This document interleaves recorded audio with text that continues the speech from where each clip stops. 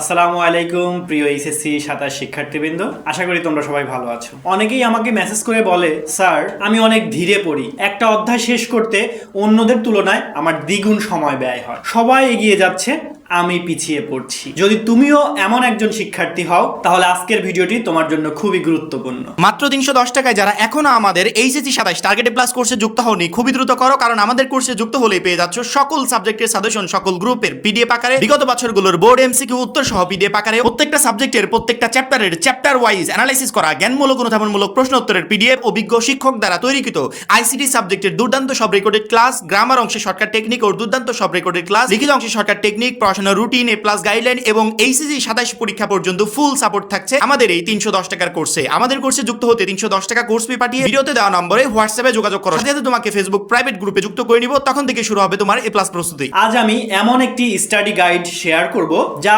বিশেষভাবে slow learner শিক্ষার্থীদের জন্য। মনে রাখবে, ধীরে শেখা কোনো সমস্যা নয়, সমস্যা হলো শেখা বন্ধ করে দেয়া। ফার্স্ট অফ অল তোমাকে বুঝতে হবে স্লো লার্নার মানে দুর্বল শিক্ষার্থী নয়। একটা জিনিস দেখো, সবাই একই গতিতে শিখতে পারে না। কেউ একবার পড়লেই বিষয়টি বুঝতে পারে, আবার কেউ একবারের পরিবর্তে তাকে ৩ বার পড়ে বিষয়টি বুঝতে হয়, তাতে কোনো সমস্যা নেই। এইচএসসি পরীক্ষায় নম্বর দেওয়া হয় কে কত দ্রুত শিখেছে সেটার উপর ডিপেন্ড করে নয়, নম্বর দেওয়া হয় ঠিক তুমি কিভাবে লিখতে পেরেছো তার উপর ডিপেন্ড করে। তাই নিজের স্পিড নিয়ে চিন্তা না করে নিজের ইমপ্রুভমেন্ট নিয়ে ভাবো। আরেকটি বিষয়, অন্যদের সাথে কখনো নিজেকে কম্পেয়ার করবে না, এটাই সবচেয়ে বড় ভুল হয়ে যাবে তোমার জন্য। তোমার কোনো এক বন্ধু হতে পারে সে একদিনে ৩টি চ্যাপ্টার রিভিশন করছে, কিন্তু তুমি একদিনে একটি চ্যাপ্টারে বেশি রিভিশন করতে পারছো না। তাতে কি হয়েছে? তোমার লক্ষ্য তোমার বন্ধুকে হারানো নয়, তোমার লক্ষ্য হতে হবে এইচএসসি এক্সামে তোমাকে ভালো রেজাল্ট আনতে হবে। তাই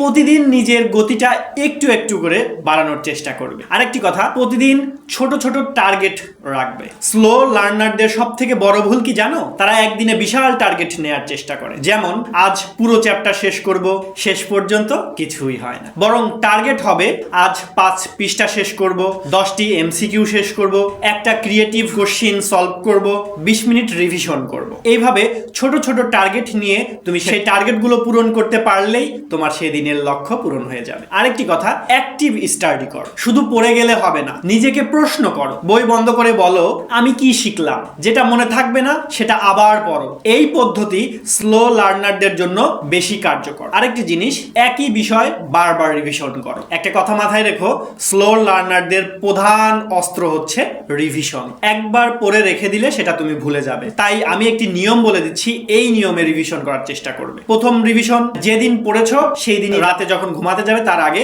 রিভিশন দিয়ে নেবে। দ্বিতীয় রিভিশন দিবে তার ৩ দিন পরে, তৃতীয় রিভিশন দেবে ৭ দিন পরে, চতুর্থ রিভিশন দেবে ১ মাস পরে। এভাবে পড়তে থাকলে তোমার পড়াগুলো মনে থাকবে অনেক দিন। আরেকটি কথা, নিজের নোট তৈরি করবে। যারা স্লো লার্নার আছো তারা নিজে নিজে নোট তৈরি করবে। হাজারের নোটগুলো মুখস্থ না করে তুমি নিজের ভাষায় একটি নোট তৈরি করো এবং সেটি পড়ো, সেটি তোমার বেশি কাজে আসবে। অনেক শিক্ষার্থী আছে নোটে কি লিখবে সেটা তারা বুঝতে পারে না। নোটে তুমি লিখতে পারো একটি অধ্যায়ের ফর্মুলা, ডেফিনেশন, ইম্পর্টেন্ট পয়েন্ট এবং ডায়াগ্রাম, এবং চেষ্টা করবে ১ পাতা অথবা ২ পাতার মধ্যে পুরো একটি চ্যাপ্টারের সামারি লেখার জন্য। তাহলে এটা কি হবে, পরীক্ষার আগ মুহূর্তে তোমাকে পুরো বই পড়তে হবে না, ওই ১ পৃষ্ঠা বা ২ পৃষ্ঠার একটি সামারি, ওটা পড়লেই তোমার বেসিক ধারণা চলে আসবে এই অধ্যায়ের সম্পর্কে। তারপরে আরেকটি কাজ করতে পারো, যারা তোমরা স্লো লার্নার আছো তারা উইকলি প্রোগ্রেস চেক করবা। তোমরা প্রতি শুক্রবার অথবা সপ্তাহে যে কোনো একদিন তুমি নিজেকে এভাবে প্রশ্ন করবে, এই সপ্তাহে কয়টা চ্যাপ্টার শেষ করেছি, কয়টি ক্রিয়েটিভ